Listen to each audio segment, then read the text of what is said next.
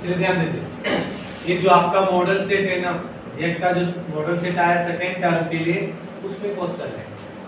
वो लोग बात किसका कर रहे हैं? Thermal equilibrium. किसका बात करेंगे? थर्मल इक्विलिब्रियम का। तो थर्मल इक्विलिब्रियम का बात करें तो थर्मल का मतलब हो गया इसमें हीट और टेम्परेचर की बात होता। थर्मल का मतलब क्या हो रहा है यहाँ पे? किसका किसका बात करेंगे? Heat and temperature. क्लियर? किसका बात करेंगे? Heat and temperature. और इक्विलिब्रियम का मतलब होता है इक्वल, सेम, जिसको बोल सकते हैं आप, तो इसको फिर क्या बोलेंगे? इक्वल। अब देखिए क्या होता है थर्मल इक्विलिब्रियम। होता है कि अगर किसी सिस्टम में काम करें या तो किसी बॉडीज में काम करें। किसमें काम करें? किसी सिस्टम में काम करें और किसी बॉडी में काम करें। बोले कि जो सिस्टम में काम करें या तो जो भी बॉडी में काम करें उसको किस प्रोसेस में लाना है आपको? थर्मल इक्विलिब्रियम के प्रोसेस में। और थर्मल इक्विलिब्रियम का प्रोसेस कब आएगा? जब वो सिस्टम्स आपको बॉडीज जो भी होगा, हम लोग जब भी बात करेंगे इक्वल की, जब बात आ रहा है सेम और इक्वल का जो कंपैरिजन होता है, मिनिमम 2 बॉडीज की आवश्यकता पड़ती है। किसी के साथ हम इक्वल कंपैरिजन कर रहे हैं अपने आप को, तो जिस एक हम और जिसके साथ हम उसको क्या करें? कंपैरिजन। जब इक्वल की बात हो रहा है, इक्वल कम से कम कितने बॉडीज के बीच होगा? कितने सिस्टम्स के बीच होगा? 2 सिस्टम्स या तो 2 बॉडीज के बीच होगा।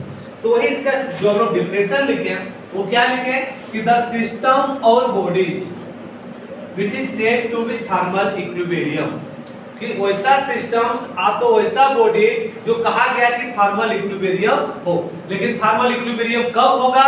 जब वो सिस्टम्स आ तो बॉडीज दोनों, आ तो बॉडीज में काम करेंगे तो 2 बॉडीज लेंगे, सिस्टम्स में काम करेंगे तो 2 सिस्टम लेंगे, थर्मोडायनामिक सिस्टम। और वो दोनों सिस्टम्स आ तो दोनों बॉडीज का जो टेम्परेचर है वो क्या होना चाहिए? सेम होना चाहिए, इक्वल होना चाहिए। तो वो तुम्हारा क्या कहलाएगा? थर्मल इक्विलिब्रियम कहलाएगा। क्लियर?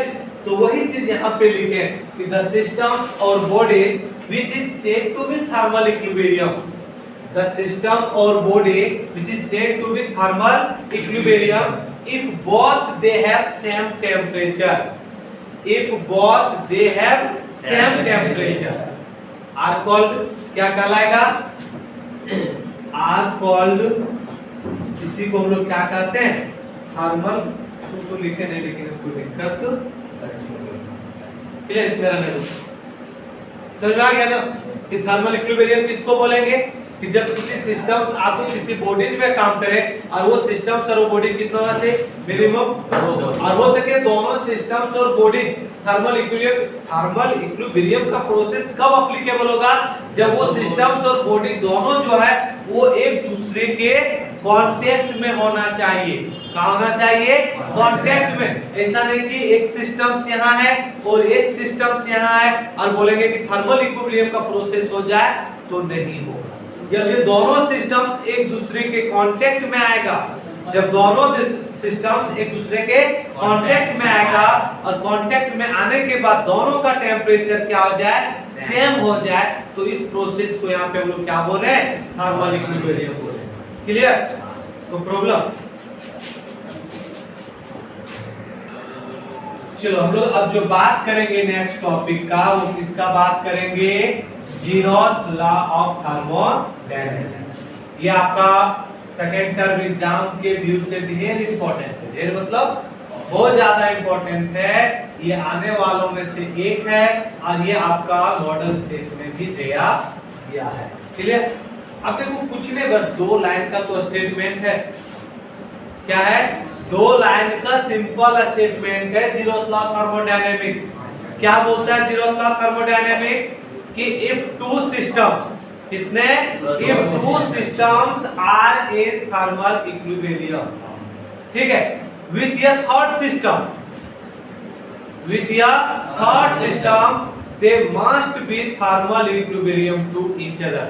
कि 2 सिस्टम लेंगे, वो दोनों सिस्टम एक दूसरे का थर्मल इक्विलिब्रियम होगा, साथ ही साथ एक तीसरा सिस्टम भी लेंगे और वो तीसरा सिस्टम वो दोनों के साथ क्या होगा? थर्मल इक्विलिब्रियम होगा। तो इस प्रोसेस को आपको, इस नियम को हम लोग बोला गया है क्या पे? Zeroth law of thermodynamics. ठीक है, तो क्या लिखेंगे? अकॉर्डिंग टू दिस लॉ लिखे कि zeroth law of thermodynamics, according to this law. ये भी लिखता कि according to zeroth law of thermodynamics, तो कोई दिक्कत नहीं। अब इस लॉ में क्या बोलता है, if two systems are in thermal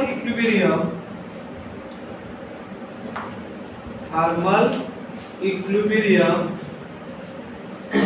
if two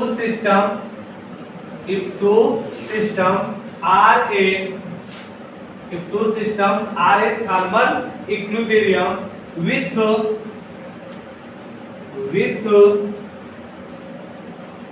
third system,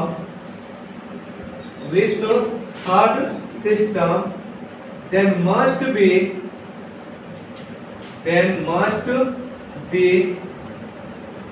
thermal equilibrium,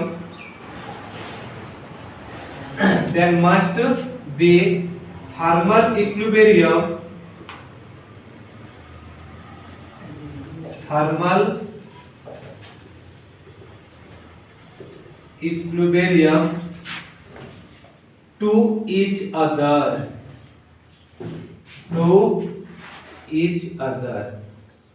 ये उनका स्टेटमेंट था, किनका, zeroth law of thermodynamics. Simple है, देखो कोई ज्यादा कुछ लिखे, अभी इसमें आगे और काम करेंगे। फिलहाल इसमें देखो क्या लिखे कि अकॉर्डिंग टू दिस लॉ, किसके अनुसार काम करे, जीरोथ लॉ ऑफ थर्मोडायनेमिक्स। क्या लिखे, if two systems are in thermal equilibrium, कि जो दो सिस्टम्स होगा वो एक दूसरे का क्या होगा, थर्मल इक्विलिब्रियम होगा विद थर्ड सिस्टम, और तीसरा सिस्टम, साथ ही साथ जो तीसरा सिस्टम होगा then must be thermal equilibrium to each other, और वो जो तीसरा सिस्टम होगा वो दोनों का क्या हो जाएगा, एक दूसरे का थर्मल इक्विलिब्रियम। देखो फिगर बना रहे हैं, फिगर का समझने का प्रयास करें।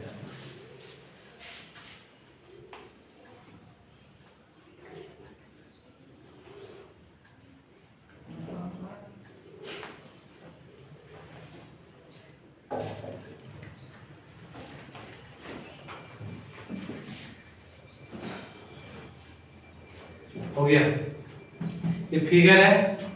ये जो आपको दिख रहा है ना, ये एडियाबैटिक वाला है। ये क्या है,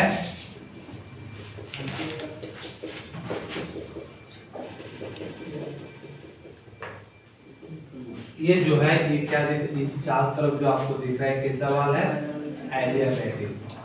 क्या एडियाबैटिक वाल का काम क्या पता है,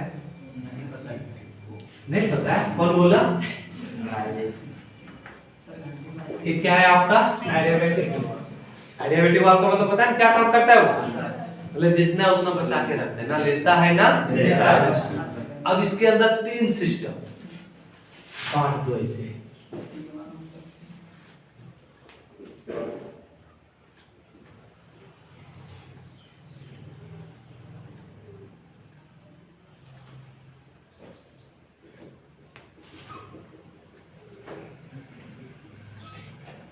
तीन सिस्टम ए बी सी, कौन कौन है, ए बी सी। तो शुरू में देखो क्या इसमें बोलता है कि टू सिस्टम किसका लिए, ए और B are in thermal equilibrium. मतलब थर्मल इक्विलिब्रियम कब होगा, ये कौन सा वाल होना चाहिए, सेकंड। ये कौन सा वाल होगा तो ये दोनों थर्मल इक्विलिब्रियम होगा, एडियाबैटिक होगा तो थर्मल इक्विलिब्रियम हो जाएगा। देखो थर्मल इक्विलिब्रियम में ये होता है कि मान लो इसके पास हीट कम है, इसके पास ज्यादा है, तो दोनों ट्रांसफर करके क्या कर लेगा, तब ना थर्मल इक्विलिब्रियम होगा, तब ना दोनों का टेंपरेचर क्या आ जाएगा, सेम हो जाएगा। बोलता है कि तीनों फर्स्ट में ये दोनों थर्मल इक्विलिब्रियम था, एक थर्ड सिस्टम लेते हैं, तीसरा सिस्टम, और ये जो तीसरा सिस्टम है ये दोनों के साथ क्या हो जाता है, थर्मल इक्विलिब्रियम हो जाता है ना। तो कहने का अर्थ है कि ये जो आपको वाल दिख रहा है वो कैसा वाल होगा, डायथर्मिक वाल। कैसा वाल होगा, डायथर्मिक। इसमें कोई दिक्कत, इसमें लिखना पड़ेगा कि शुरुआत में ये और बी क्या था आपका, क्या था, थर्मल इक्विलिब्रियम। फिर आपका ये और सी भी क्या हो गया, थर्मल इक्विलिब्रियम। फिर बी और सी क्या हो गया, थर्मल इक्विलिब्रियम। और कुल मिला के तीनों एक दूसरे का क्या हो गया, थर्मल इक्विलिब्रियम। ठीक है, तो पहले इसको उतार लीजिए फिर हम लिखा देंगे। तो देखो इसका जो प्रोसेस है लिख दे रहे, ठीक है। क्या लिखना कि इफ ये एंड सी, वो फिगर के बाद लिखना, फिगर के नीचे, ठीक है, जो लिख रहे हैं if A and C are thermal equilibrium, are thermal equilibrium to each other, to each other, ठीक है। फिर क्या है, B and C, B and C are thermal equilibrium, are thermal equilibrium to each other, to each other।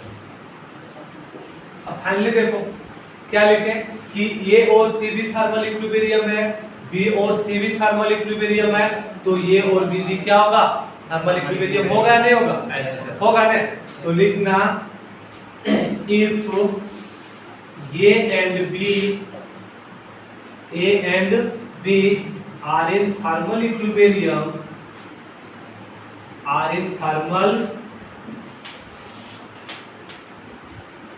equilibrium to each other, to each other।